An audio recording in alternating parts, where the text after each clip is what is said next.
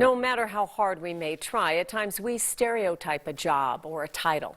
Tonight, we meet a young woman who is breaking stereotypes by pursuing two very different goals.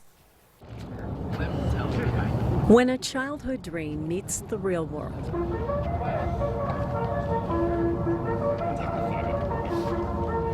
a lot can happen. See the report? Even a princess can wear combat boots. Present.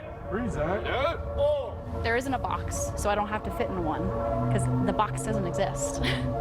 Maura Spence Carroll is living out two dreams. One that began when she was a little girl, and the other when she turned 18. My #1 goal going into basic was just to push myself as hard as I could. I wish I had done more push-ups getting ready for basic, I will say that, but overall I was shocked at how well I did and about how far I came, not just, again, as a soldier, but as a human being, as a person, learning more about myself. Specialist Spence is serving her country in the 4th Infantry Division based at Fort Carson.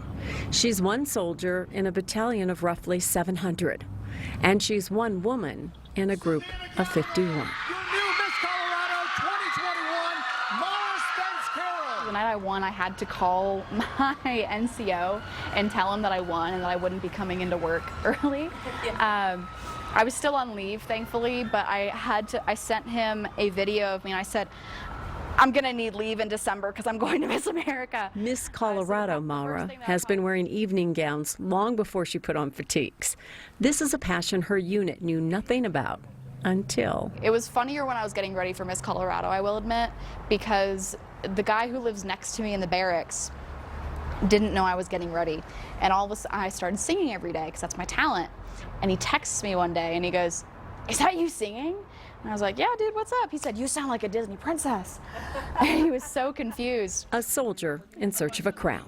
Maura sees Miss America as another chance to talk about mental health care for the military, specifically suicide prevention. It's not weak to receive that care. It's actually very strong because you're admitting that there is a way that you can improve. Therapy has helped her to live with grief and the death of her little sister. My sister, Katie Carroll, she's forever 5 years old. I love her with all of my heart, and that's part of the reason that I'm very passionate about suicide prevention. Maura always told Katie, one day I'm going to be Miss America. My sister passed away in 2015, and I know that my family is not the same.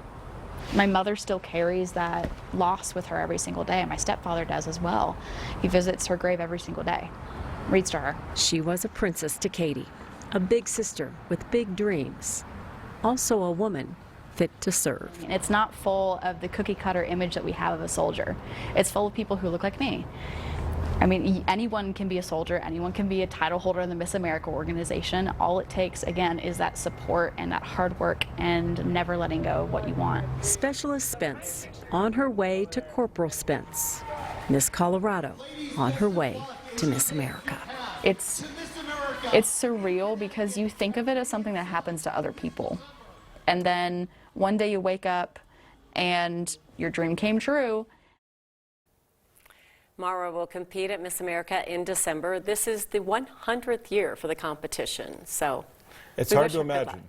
When you think just a few years ago of someone being both in the U.S. Army and also being Miss Colorado, and that phone call to the NCO saying, "I won't be in tomorrow." It's probably the only time the NCO has handled that particular call. And said, "What? You're what?" Miss, good luck in Miss America. Interesting. There are other members of the military, a couple competing this year. She is the only active duty member of the military that is managing to balance both of these Very things. successful young lady. She says her grandfather inspired her. He was in the Air Force, and she just knew she felt the call to serve. Yeah, it's good to meet Maura. Thanks, Kim.